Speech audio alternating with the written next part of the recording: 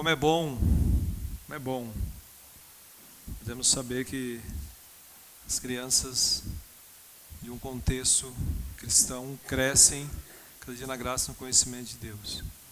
Eu costumo pensar e dizer o seguinte: quando o ser humano em si, quando ele cresce entendendo exatamente o tema da nossa mensagem nessa manhã, desse temor a Deus e guardar os mandamentos de Deus, ela cresce e ela chega a uma faixa etária da vida em que ela entende o que é a real felicidade e o que é a real alegria.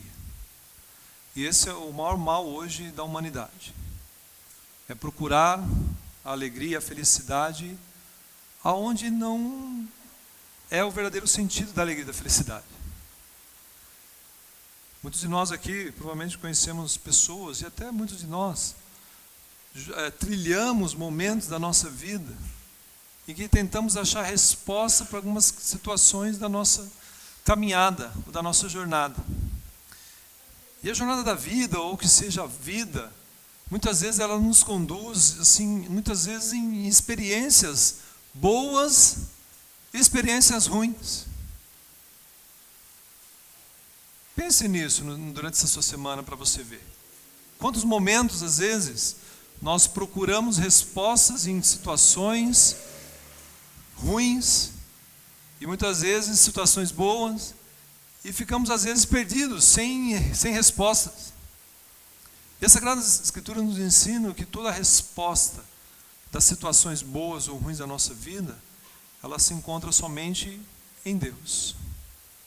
E aí com isso nós temos que, como eu falei no começo, temos que abraçar, entender a soberania de Deus. Quando nós entendemos a respeito da soberania de Deus, nós entendemos que tudo que rege esse planeta pertence a Ele. O nosso levantar hoje pertence a Deus. O nosso deitar hoje, se vamos acordar amanhã ou não, pertence a Deus. A vida em si pertence a Deus. Domingo passado eu citei algo aqui que eu quero repetir nessa manhã. Eu quero relembrar você e também a mim. Há uma destrutiva, eu quero enfatizar isso, há uma destrutiva tendência hoje no nosso meio secular, em que as pessoas procuram a resposta em si mesmas e querem, de certa forma, resolver alguns problemas, algumas situações na vida por si mesmo. Eu costumo dizer o seguinte, até no contexto onde eu trabalho, falo assim: sabe por que eu e vocês estamos passando por isso? Eu quero trazer para você nessa manhã. Sabe por que às vezes passamos por algumas situações da nossa vida? Porque se nós formos analisar a verdadeira causa, da onde surgiu aquele problema, aquela situação, 99,9% nós vamos entender que fomos nós mesmos que procuramos isso. Porque caímos nessa tendência destrutiva de buscar a resposta em nós mesmos. Agirmos em determinadas situações por nós mesmos. E acabamos de deixar de lado a maior essência, de confiar em Deus. E do que a palavra de Deus também nos ensina.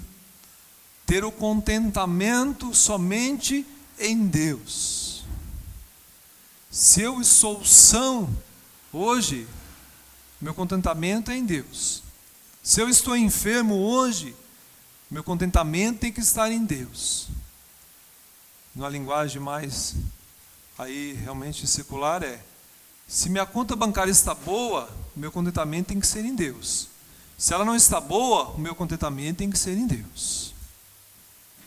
Enquanto eu não entendo isso, eu vou sempre ser tendencioso a essa onda, a essa moda destrutiva do si mesmo, de caminhar da maneira que eu entendo tem que caminhar, e muitas vezes perdemos essa essência. Quantas vezes nós temos que olhar para o nosso coração. Como nós falamos semana passada, usamos 3 vezes a expressão aqui, do coração ao coração, no coração. E olharmos para o nosso coração e entender para onde que ele é inclinado. O que meu coração mais deseja hoje nessa terra? Nós esquecemos que temos uma jornada. E essa jornada, ela começa ali na concepção, que é por Deus, pela soberania de Deus, no nascer, na infância, na adolescência, na juventude, na meia-idade. E esquecemos que a vida, ela vai, na nossa visão humana, ela vai chegando ao fim.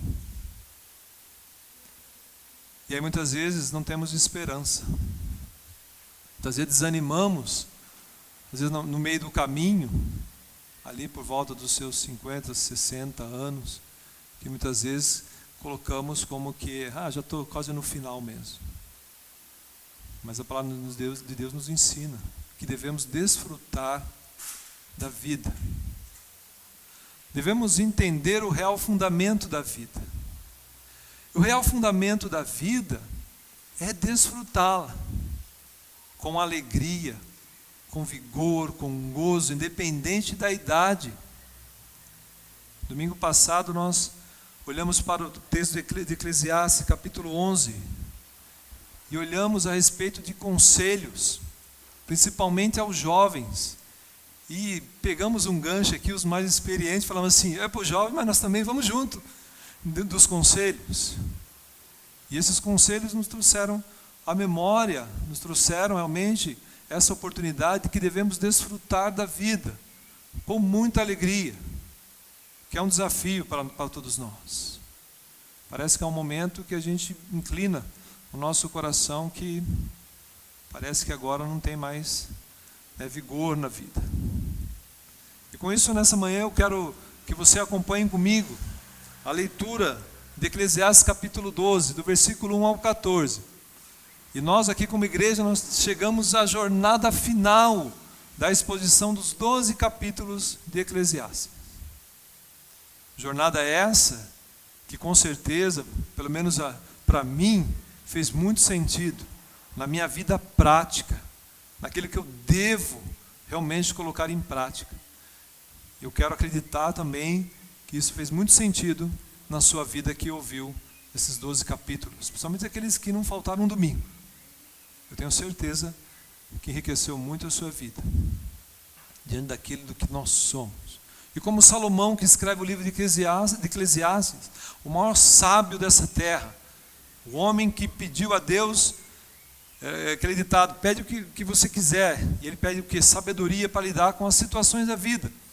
E ele começa a tentar procurar resposta para as questões da vida, de situações desde o nascimento, da morte, da riqueza, da pobreza, do servir, do não servir. E ele chega a uma conclusão. E essa conclusão está aqui no capítulo 12. E essa conclusão está no nosso tema, de temer a Deus e guardar os seus mandamentos. É a conclusão que esse grande homem sábio, que viveu nessa terra, que construiu um reinado, que recebeu visita de reis, porque os reis queriam saber, conhecer de onde vinha essa sabedoria. E a palavra de Deus nos ensina isso. Quando nós olhamos lá para o livro de Provérbios, que quem escreveu também é Salomão, a gente entende que, olha, lá no Provérbios 1,7, ele é a suma ali também, dizendo, o princípio, e entenda isso, o princípio, o início da sabedoria é o temor a Deus.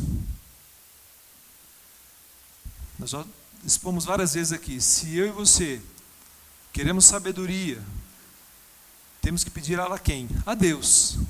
E pedir somente, Senhor, me dá sabedoria. Usamos muitas vezes a expressão no nosso dia a dia, em situações da nossa vida, no trabalho, na escola, em casa, que vamos virar. A gente para um momento E a gente usa às vezes essa expressão assim: ai, Senhor, me dá sabedoria para lidar com essa situação. Ai, Senhor, me dá sabedoria para não pular no pescoço dessa pessoa. Não é assim? Somos seres humanos. Temos as nossas inclinações. Mas Deus, pelo Espírito Santo dele, nos faz voltarmos por um caminho reto. E aí a palavra de Deus nos ensina. Queremos sabedoria? Peça a Deus. E tendo sabedoria, nós sabemos que ela antes vem o quê? O princípio da sabedoria é o temor a Deus. E aí nós vamos olhar para esse texto hoje. E no capítulo inteiro de Eclesiastes 12, nós vamos entender 3 fases da vida aqui. E tem praticamente 3 estágios assim formativos da vida do ser humano. Do que nós somos e nós vamos chegar um dia. Abra sua Bíblia aí.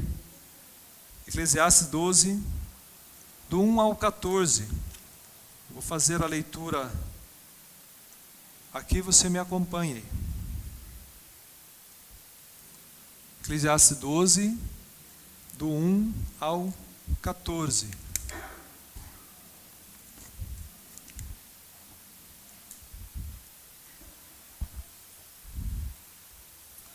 Nós vamos entender esses estágios formativos da vida, como o nascimento, a infância, a vida adulta, a nossa velhice e até a nossa morte.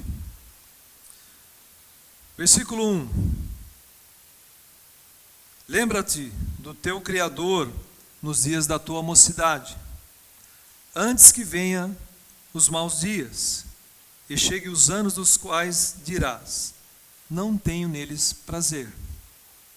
Antes que se escureçam o sol, a lua e as estrelas do resplendor da tua vida, e tornem a vir as nuvens depois do aguaceiro, no dia em que tremerem os guardas da casa, os teus braços, e se curvarem os homens outrora fortes, as tuas pernas, e cessarem os teus moedores da boca, por já serem poucos, e se escurecerem os teus olhos nas janelas, e os teus lábios, quais portas da rua, se fecharem, no dia em que não puderes falar em alta voz, te levantares a voz das aves, e todas as harmonias, filhas da música, te diminuírem, como também, quando temeres o que é alto, e te espantares no caminho, e te embranqueceres, como floresce a amendoeira, e o gafanhoto te for um peso, e te perecer o apetite, porque vais à casa eterna, e os pranteadores andem rodeando pela praça, antes que se rompa o fio de prata, e se despedace o copo de ouro, e se quebre o cântaro junto à fonte, e se desfaça a roda junto ao poço. E o pó volte à terra, como era, e o espírito volte a Deus, que o deu. Vaidade de vaidade, diz o pregador, tudo é vaidade. Versículo 9. O pregador, além de sábio, ainda ensinou ao povo o conhecimento, e atentando e esquadriando, compôs muitos provérbios. Procurou o pregador achar palavras agradáveis e escrever com retidão palavras de verdade. As palavras dos sábios são como aguilhões, e como pregos bem fixados as sentenças coligidas, dadas pelo único pastor. Demais, filho meu, atenta, não há limite para fazer livros, e muito estudar é enfado da carne. Versículo 13 e 14. De tudo o que se tem ouvido, a suma é: teme a Deus e guarda os seus mandamentos, porque isto é o dever de todo homem. Porque Deus há de trazer a juízo todas as obras, até as que estão escondidas, quer sejam boas, quer sejam más. Texto muito simples de entendimento. Há uma recomendação aqui, um convite, inicialmente para os jovens, novamente, dando continuidade no capítulo 11. Lembra-te do teu Criador nos dias da tua mocidade. E aí o escritor ou autor Salomão, coloca agora uma alegoria e uma metáfora falando a respeito das fases da vida e falando a respeito da velhice, de quando se chega a alguns sinais. E ele vai comparando, antes que escureça o sol, a lua. Alguns teólogos, alguns historiadores vão escrever, vão falar a respeito dos olhos, a respeito realmente de dar visão, essa metáfora aqui. E ele vai do versículo praticamente 2 até o versículo 7, dando toda essa ideia e fases da vida do momento da velhice, até o ponto de chegar no versículo 7 aqui e dizer: do pó viesse, do pó voltará, e o espírito que está em você volta a Deus, porque pertence a Deus. Lá em Gênesis capítulo 1, 2, desde a criação, Deus criou o homem, e a Sagrada Escritura nos ensina que Deus criou o homem e soprou sobre a narina do homem o fôlego de vida. Então é bem claro para nós aqui. O espírito que se move dentro de você como espírito de vida, ele não pertence a você, não pertence a mim. Ele pertence a Deus. E o escritor aqui, o Salomão, ele relembra isso. Ele fala: olha, passaremos por todas essas fases aqui da metáfora. Depois, eu desafio você a ler na sua casa, para você ver cada detalhe e cada fase, se não é isso que vai acontecer, ou como está acontecendo com algum de nós aqui já. E aí com isso, ele vai dizer assim, parece que ele faz uma pausa reflexiva, aqui no versículo 8.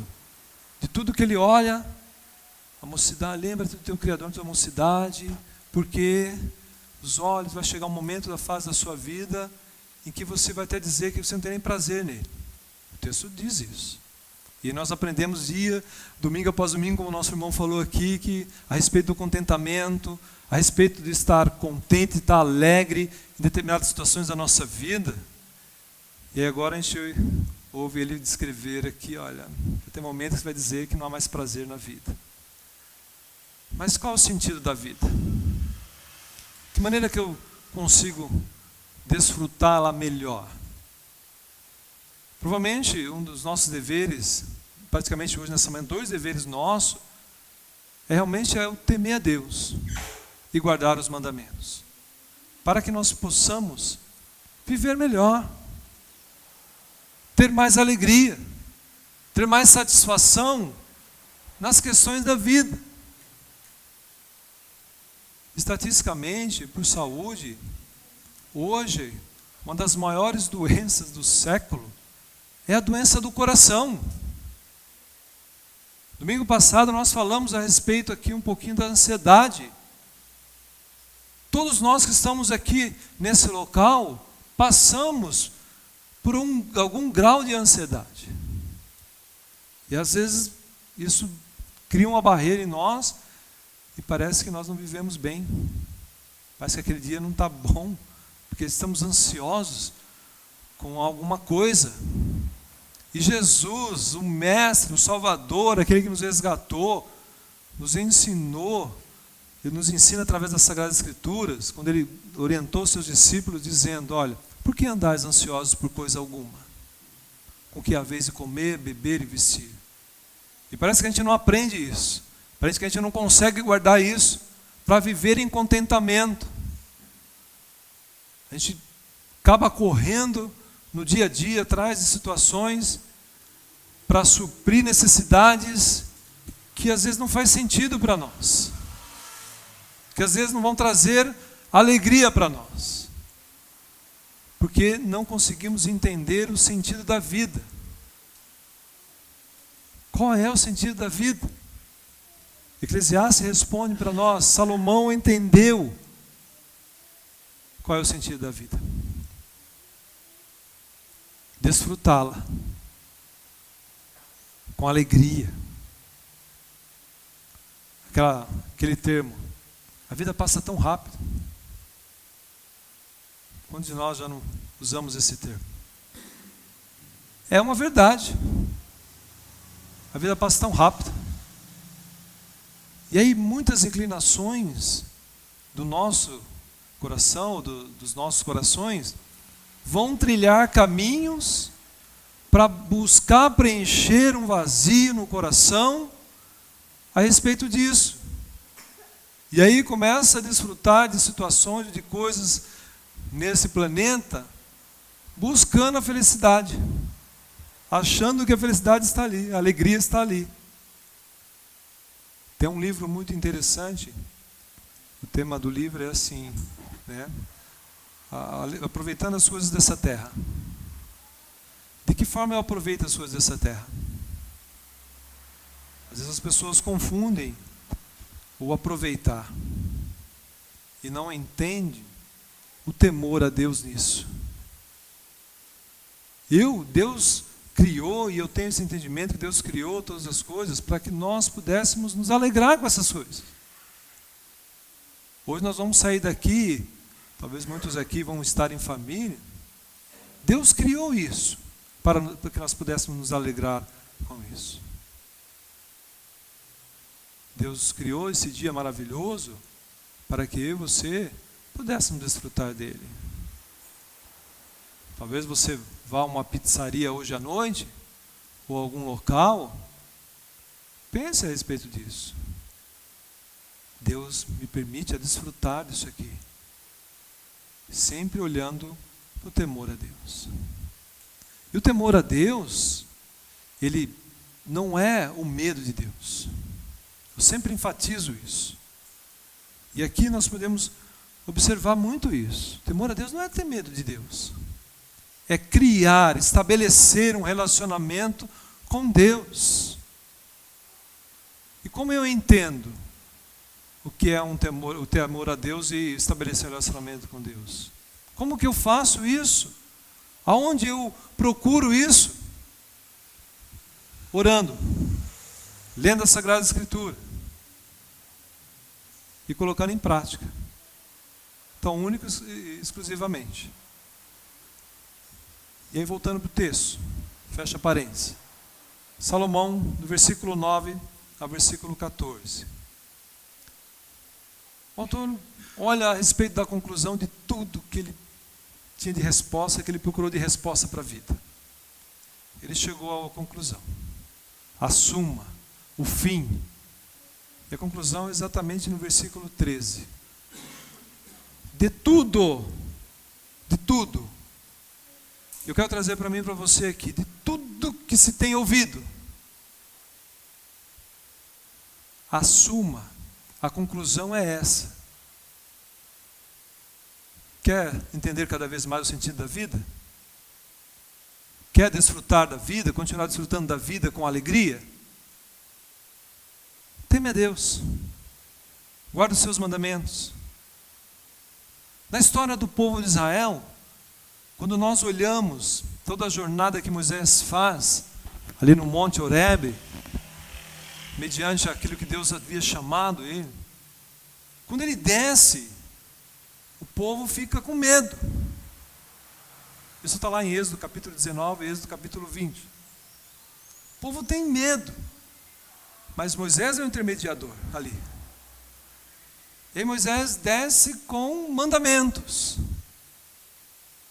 E aí todos nós, ou a maioria dos seres humanos que prezam uma religião que tem a Bíblia como a sua conduta, vai olhar ali que existem o quê? 10 mandamentos.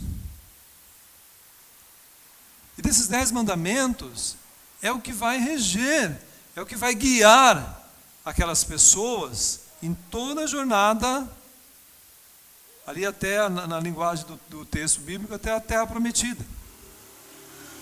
E nós temos essa promessa do próprio Jesus também. E o que rege a nossa vida, que tem que guiar a nossa vida, é exatamente as verdades bíblicas. Verdade é essa, ou dever aqui de temer a Deus e guardar os mandamentos. Lá são 10. Muitos de nós aqui, nesse contexto que estamos aqui hoje, se nós fôssemos recitar aqui quais são esses 10 mandamentos, talvez nos perderíamos em algum ali. Mas sabemos que existe lá. E o nosso convite nessa manhã, no primeiro dever é: teme a Deus, guarde os mandamentos, para que você entenda o sentido da vida, para que você desfrute melhor da sua vida, tendo esperança, tendo contentamento, sabendo que em todas as situações que acontecem na nossa vida, sejam elas boas ou ruins, Deus é soberano, Deus tem o controle de tudo. Nós devemos guardar os mandamentos. Jesus, nos momentos ali, Evangelho de João, capítulo 14, do 1 até o 21, há muita ênfase ali a respeito de temer a Deus. E ele dá essa ênfase ali para os seus discípulos, dizendo: olha, aquele que teme a Deus, verdadeiramente é o que me amas. E se me amas, será amado do meu Pai, Deus. Mas qual é a frase que surge aí? Aquela ideia que Salomão chegou à conclusão da vida dele. Quando você vai pesquisar, ler a respeito do livro de Eclesiastes, a respeito da vida de Salomão, da biografia de Salomão, vai mostrar que ele escreveu praticamente esses livros, 3 livros ele escreveu. E Eclesiastes praticamente está quase no fim da vida dele.